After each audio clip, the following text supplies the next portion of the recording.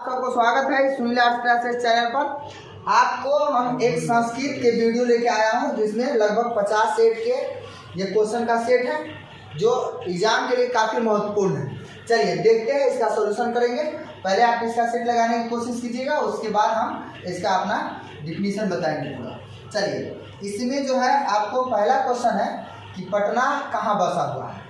पटना जो है कहाँ बसा हुआ है, ठीक है, पटना कहाँ बसा हुआ है। तब पहला ऑप्शन है गंगा तट पर, दूसरा है समुद्र के किनारे, तीसरा है यमुना के किनारे और चौथा है पर्वत के समीप। तो इसका राइट आंसर हो जाएगा गंगा के किनारे। आपको पता है कि पाटलिपुत्रम वैभवम आपके पाठ्य पुस्तक संस्कृत के दूसरा चैप्टर है जो बताया है कि गंगा के किनारे बसा हुआ है। अब पटना के, चलिए पटना के बारे में हम बताते हैं। पटना जो है इसका पुराणों में इसका नाम मिलता है कुसुमपुर, कुसुमपुर या पुष्पपुर, पुष्पपुर, कुसुमपुर अथवा पुष्पपुर मिलता है नाम। इसके अलावा पटना जो है बुध काल, भगवान बुध के काल में, ठीक है, किसके काल में, भगवान बुध के काल में, बुध के काल में जो है पाटलिपुत्र का या पटना का जो नाम था वो क्या नाम था, पाटलीग्राम, पाटलीग्राम था। ये कहाँ सुना जाता है बच्चों, पाटलीग्राम था। ये सुना जाता है इतिहास में, आपके संस्कृत की किताब में लिखा हुआ है। दूसरा है क्वेश्चन, मेगास्थनीज किसके समय पटना आया था। मेगास्थनीज किसके समय, मेगास्थनीज विदेशी यात्री था बच्चों, और मेगास्थनीज किसके समय में आया था, ये आया था चंद्रगुप्त मौर्य के समय में। चंद्रगुप्त मौर्य मौर्य वंश के संस्थापक माने जाते हैं, ठीक है, उसके समय में आया था मेगास्थनीज। और मेगास्थनीज कहाँ का था, यूनान के था। कहाँ के था बच्चों, यूनान के। यह सेल्यूकस निकेटर के राजदूत था, ठीक है। चलिए दूसरा कहता है पटना में कौन महोत्सव, पटना में कौमुदी महोत्सव कब मनाया जाता था। तो पटना में जो कौमुदी महोत्सव था यह गुप्त वंश के शासनकाल में मनाया जाता था, ठीक है। चलिए कौमुदी महोत्सव के बारे में थोड़ा समझा लेते हैं। गुप्त वंश के शासनकाल में मनाया जाता था और यह शरद ऋतु में मनाया जाता था। किस ऋतु में मनाया जाता था, शरद ऋतु में। और यह महोत्सव जो है वर्तमान समय के दुर्गा पूजा के जैसे था। किसके, कौन पूजा के जैसे था, दुर्गा पूजा के जैसे। चलिए अगला क्वेश्चन है पाटलिपुत्र पटना के नाम से कब प्रसिद्ध हुआ। तो पाटलिपुत्र पटना के नाम से मध्यकाल में प्रसिद्ध हुआ। और यह पटना जो है, पटना ये बना हुआ है पतन शब्द से। किस शब्द से बना हुआ है, पतन शब्द से। अब बताते हैं बच्चों आपको कि मध्यकाल में जो है ना ये एकदम जर्जर हो गया था। लगभग 1000 वर्षों तक, कितने वर्षों तक, 1000 वर्षों तक इसको कोई देख रेख करने वाला नहीं था। यह जीर्ण हो गया था, जीर्ण अर्थात एकदम जर्जर हो गया था और पतन के कगार पर पहुंच गया था। उसी पतन के नाम से ये क्या, कौन सा शब्द निकला, ये पटना निकला। चलिए एक और बता देते हैं आपको, पाटलिपुत्र पाटल पुष्पों के, कौन सा पुष्प, पाटल जो गुलाब के फूल की तरह होता है, ठीक है, पाटल पुष्पों के पंखुड़ियों से ये पाटलिपुत्र शब्द निकला, ठीक है। चलिए गांधी सेतु पुल कहाँ अवस्थित है। गांधी सेतु पुल पाटलिपुत्र है, पाटलिपुत्र में। और देखिए गांधी सेतु जो है, ये गांधी सेतु जो पुल है, यह जो पुल है यह हाजीपुर और पटना दो शहर को जोड़ने का काम करती है। पटना, हाजीपुर और पटना। अगर जिला पूछे किसको जोड़ने का काम करती है, जिला, तो जिला में आ जाएगा कौन जिला, वैशाली जिला और पटना। वैशाली जिला है बच्चों, हाजीपुर जिला नहीं है, हाजीपुर नाम से यह प्रसिद्ध है। पाटल पुष्पों की पुतली का रचना के आधार पर पटना का कौन सा नाम पड़ा। देखिए पाटल पुष्पों की पुतली, पुतली मतलब पंखुड़िया, क्या होता है, पंखुड़िया का नाम कौन सा पड़ा, तो ये हो जाएगा पाटलिपुत्र। और कुसुम पुष्पपुर है या कुसुमपुर है, यह पुराण और साहित्य में नाम मिलता है। पटना है जो किस काल में मिलता है, मध्यकाल में इसका नाम मिलता है। पटना का इतिहास कितना वर्ष पुराना है, इसमें थोड़ा सा कंफ्यूजन कर देता है सेटर सब अपना, लेकिन पटना का इतिहास लगभग 2500 वर्ष पुरानी है, लेकिन मध्यकाल में कहेगा तो मात्र 1000 वर्ष, ठीक है। चलिए कुटनीमतम काव्य के कवि कौन है। कुटनीमिता के काव्य है, इसमें कुटनीमतम दिया हुआ है, इसका काव्य के कवि कौन है। तो इस कुटनीमिता के काव्य के कवि है दामोदर गुप्त। यह पाटलिपुत्र के बारे में दामोदर गुप्त एक कुटनीमिता के काव्य है। तो एक प्रश्न 2 नंबर की यह भी पूछता है कि कुटनीमिता के काव्य में दामोदर गुप्त ने पटना के संबंध में क्या कहा। तो पटना के संबंध में दामोदर गुप्त ने कहा, यह धरती तल का तिलक, सरस्वती के कुल घर, विद्वानों का निवास स्थान, यह पाटलिपुत्र नाम से प्रसिद्ध इंद्र के निवास स्थान से भी श्रेष्ठ महानगर का नाम था। ये दामोदर गुप्त था। ठीक है, चलिए राजशेखर है। राजशेखर की रचना कौन सी है? राजशेखर की रचना जो है यह है काव्य मीमांसा। राजशेखर की रचना कौन है? काव्य मीमांसा। अब बच्चों काव्य मीमांसा है ना, यह कवियों के शिक्षा के प्रमुख ग्रंथ है। किसके? कवियों के शिक्षा प्रमुख ग्रंथ है। राजशेखर अपने काव्य मीमांसा में वर्णन करते हुए पटना के बारे में लिखते हैं कि यहाँ वर्षों पहले पाणिनि, पिंगल, व्याधि, वररुचि, पतंजलि जैसे व्यक्ति प्रसिद्ध ख्याति को प्राप्त करते हैं। ठीक है, चलिए कौमुदी महोत्सव किस ऋतु में मनाया जाता है? कौमुदी महोत्सव बच्चों शरद ऋतु में मनाया जाता है और गुप्त वंश के काल में मनाया जाता है। कहाँ मनाया जाता है? तो पटना में मनाया जाता है। ठीक है, का राजदूत कौन था? यूनान के राजदूत मेगास्थनीज था। यूनान के राजदूत कौन था बच्चों? मेगास्थनीज था। पटना नगर की पालिका देवी कौन है? तो पटना नगर की पालिका देवी जो है पटन देवी है। कौन सी देवी है? पटन देवी, जो आज भी पूजी जाती है। भगवान बुद्ध का आगमन किस नगर में हुआ? देखिए भगवान बुद्ध का आगमन किस नगर में, किस गांव में हुआ होना चाहिए, नगर नहीं होगा, यहाँ पर होगा पाटलीग्राम। ठीक है, कहा जाता है इतिहास में ऐसा सुना जाता है कि भगवान बुद्ध पाटलीग्राम में अनेकों बार आए और उनके द्वारा ही कहा गया कि यह गांव अवश्य ही महानगर बनेगा, परंतु अग्निदाह, जल और बाढ़ से हमेशा भयभीत रहेगा। किसके समय में पाटलिपुत्र की रक्षा और शोभा अत्यंत उत्कृष्ट थी? किसके समय में? तो चंद्रगुप्त मौर्य के समय में पाटलिपुत्र की रक्षा और शोभा व्यवस्था अत्यंत उत्कृष्ट थी। और सम्राट अशोक के जो समय था वह अत्यधिक क्या था? समृद्ध था। और मुगल के काल में जो है वह जर्जर के कगार पर था और अंग्रेज के काल में उस नगर में थोड़ा सा विकास हुआ था। ठीक है, चलिए अगला कहता है फूलों का अत्यधिक उत्पादन कहाँ होता था? फूलों का अत्यधिक उत्पादन पाटलिपुत्र में होता था, इसीलिए फूलों का अत्यधिक उत्पादन के कारण इसका नाम पड़ा था पुष्पपुर। और पुष्पपुर पड़ा था। इस बात का ज्ञात होता है मुद्रा राक्षस से। कहाँ से ज्ञात होता है बच्चों? मुद्रा राक्षस से। और मुद्रा राक्षस के जो लेखक है वह कौन है? तो वह है विशाख दत्त। कौन है? विशाख दत्त। मुद्रा राक्षस के लेखक कौन है? विशाख दत्त है मुद्रा राक्षस के लेखक। ठीक है, पटना किस राज्य की राजधानी है? पटना जो है बिहार राज्य की राजधानी है। ठीक है बच्चों, चलिए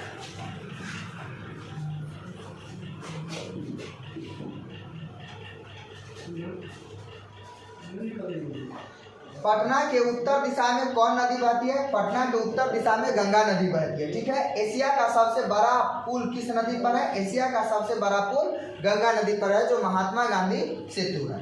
गोलघर कहाँ है बच्चों? तो गोलघर जो है पटना में है। गोलघर कहाँ है बच्चों? पटना में। तारामंडल, गोलघर सब पटना में। सिख संप्रदाय के 10वें गुरु का जन्म कहाँ हुआ था? सिख संप्रदाय के 10वें गुरु का जन्म पटना में हुआ था, जो गुरुद्वारा नाम से प्रसिद्ध है। एक और प्रश्न है, सिख संप्रदाय के 10वें गुरु का क्या नाम है? तो वह है 10वें गुरु का नाम है गुरु गोविंद सिंह। क्या नाम है? गुरु गोविंद सिंह। गुरु गोविंद सिंह या सिख संप्रदाय के 10वें गुरु।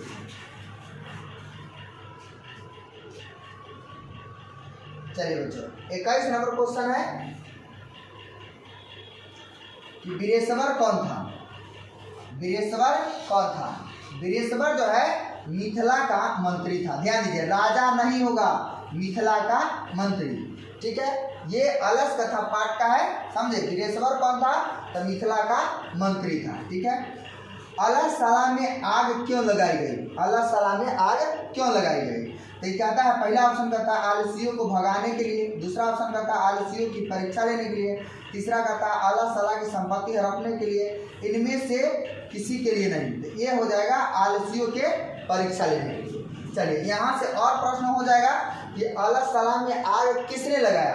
था नियोगी पुरुषों ने। किसने लगाया? नियोगी पुरुष या मंत्री वीरेश्वर के कर्मचारियों के द्वारा लगाया गया। ठीक है, चलिए अलस कथा के रचयिता कौन है? अलस कथा के रचयिता कौन है? पहला ऑप्शन कालिदास, दूसरा विष्णु शर्मा विद्यापति, उसके बाद नारायण पंडित। तो ये जो है अलस कथा के रचयिता हो जाएगा विद्यापति। बी नंबर ऑप्शन हो जाएगा। और विद्यापति को मैथिली कोकिला कहा जाता है। क्या कहा जाता है बच्चों? मैथिला कोकिला। कोकिला, मैथिली कोकिला के नाम से जाना जाता है। विद्यापति एक कथाकार थे और मिथिला में इनका जन्म हुआ था। अल्लाह सलाम में आग लगने पर कितने लोग नहीं भागे? तो अल्लाह सलाम में आग लगने पर कितने लोग नहीं भागे? पहला ऑप्शन में हो जाएगा 3, दूसरा में है 5, तीसरा में है 4 और चौथा में है 6। तो इसका आंसर हो जाएगा 4। 4 आलसी नहीं भागे, वह सोया हुआ रह गया। संसार में बच्चों का सच्चा रक्षक कौन होता है? पहला ऑप्शन में है माता, दूसरा में है पिता, तीसरा में भाई, चौथा में बहन। तो माता हो जाएगा जी। देखिए, बच्चों का सच्चा रक्षक माता और स्त्रियों का सच्चा रक्षक पति, और उसी प्रकार आलसियों का सच्चा रक्षक दयावान और दयालु के सिवा इस संसार में कोई नहीं होता। मंत्री वीरेश्वर का स्वभाव कैसा था? मंत्री वीरेश्वर का स्वभाव कैसा था? ऑप्शन नंबर ए में क्रोधी, बी में दानी, सी में कृपाण और इनमें से कोई नहीं। तो ये ऑप्शन नंबर बी हो जाएगा इसका आंसर, दानी। ये दानी था, दयावान था, दयालु था। ठीक है, चलिए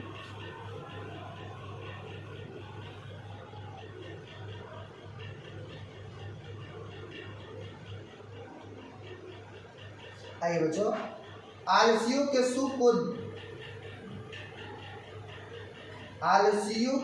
को देख किसने आलसी बनने का स्वांग किया? स्वांग मतलब नाटक किया। यह धूर्तों ने, किसने किया? धूर्तों ने।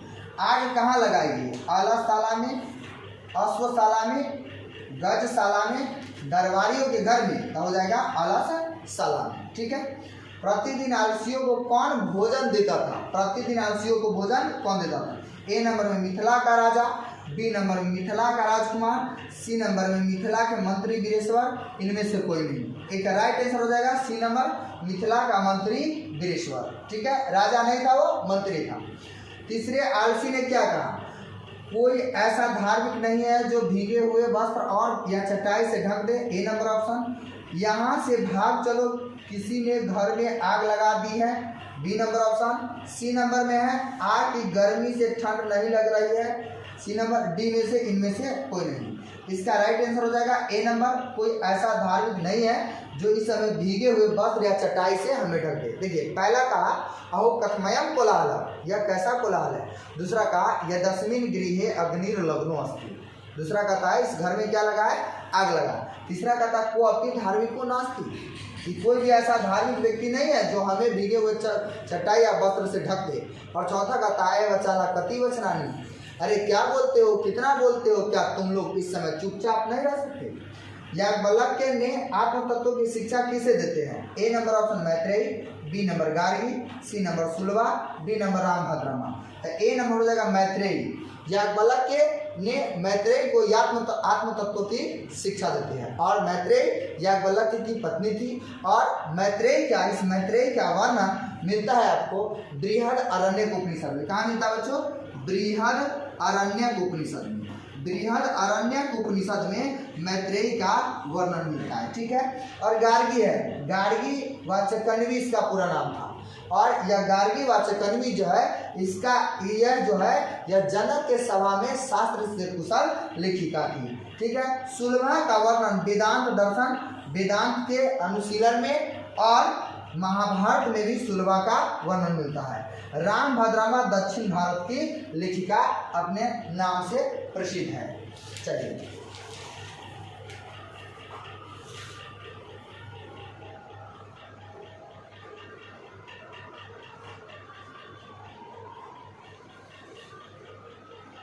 अरे बच्चों, सर्व शुक्ला सरस्वती किसने कहा? देखिए, यहाँ से दो प्रश्न। एक प्रश्न था है सर्व शुक्ला सरस्वती किसने कहा। इसको ऐसे भी प्रश्न पूछ सकता है कि बताइए सर्व शुक्ला सरस्वती किसे कहा गया है। ठीक है बच्चों, देखिए ए नंबर याज्ञवल्क्य ने, बी नंबर बाणभट्ट ने, सी नंबर जनक ने, डी नंबर दंडी ने। सर्व शुक्ला सरस्वती किसने कहा? तो ये दंडी ऋषि जो है उसने सर्व शुक्ला सरस्वती कहा। डी नंबर हो जाएगा आंसर इसका। गंगा देवी का समय क्या है? गंगा देवी का जो समय है ए नंबर में 14वीं शताब्दी, बी नंबर में 8वीं शताब्दी, सी नंबर में 9वीं शताब्दी, डी नंबर में 12वीं शताब्दी। तो इसका राइट आंसर हो रहा है 14वीं शताब्दी। देखिए विजयांगा जो थी, विजयांका का समय 8वीं सदी। ठीक है। और गंगा देवी का है 14वीं सदी। ठीक है। अच्युत राय है, उसका समय हो जाता है अच्युत राय। ठीक है। चलिए ये 8वीं शताब्दी है और 14वीं शताब्दी। आर्थिक समाज की संस्कृत की कवित्री किसको माना जाता है? ए नंबर में तिरुमलांबा को, बी नंबर में विजयांका को, सी नंबर में सुलभा को और डी नंबर में क्षमाराव को। तब पंडिता क्षमाराव को आधुनिक संस्कृत लेखिका का कवित्री माना जाता है, जो अपने नाम और विद्वता से प्रसिद्ध थी। और पंडिता क्षमाराव के पिता का नाम था संगत पांडुरंग पंडित, ठीक है। और इन्होंने पंडिता क्षमाराव गांधी जी के दर्शन से प्रभावित होकर सत्याग्रह गीता, मीरा लहरी, कथा मुक्तावली, विचित्र प्रसिद्ध यात्रा आदि ग्रंथों की रचना की है। ऋग्वेद में कितनी मंत्रवंती ऋषिकाओं का उल्लेख है? ऋग्वेद में देखिए, ऋग्वेद में कितनी है? A number option 5, B number में चतुर्विंशति, सी नंबर में विंशति, चतुर्विंशति होगा बच्चों, चत्वारिंशत ये है। तो ऋग्वेद में है चतुर्विंशति, ऋग्वेद में 24, ऋग्वेद में कितने हैं? 24। अथर्ववेद में पूछता था कितना होता है? 5, ठीक है। याज्ञवल्क्य की पत्नी कौन थी? याज्ञवल्क्य की पत्नी मैत्रेयी थी। कौन थी? मैत्रेयी। महाभारत में किस लेखिका का उल्लेख मिलता है? A number option Gargi, B number में मैत्रेयी, सी नंबर में सुलभा, डी नंबर में यमी। तो महाभारत में किस लेखिका का वर्णन मिलता है? तो महाभारत में सुलभा का वर्णन मिलता है। सी नंबर इसका राइट आंसर हो जाएगा, ठीक है। चलिए, वर्तमान काल की संस्कृत लेखिका कौन है? वर्तमान काल की संस्कृत लेखिका कौन है? ए नंबर में गंगा देवी, दो नंबर में सुलभा है, सी नंबर में मिथिलेश कुमार मिश्र है, डी नंबर में विजयांका है, ठीक है। तो एक राइट आंसर हो जाएगा इसका सी नंबर मिथिलेश कुमार मिश्र।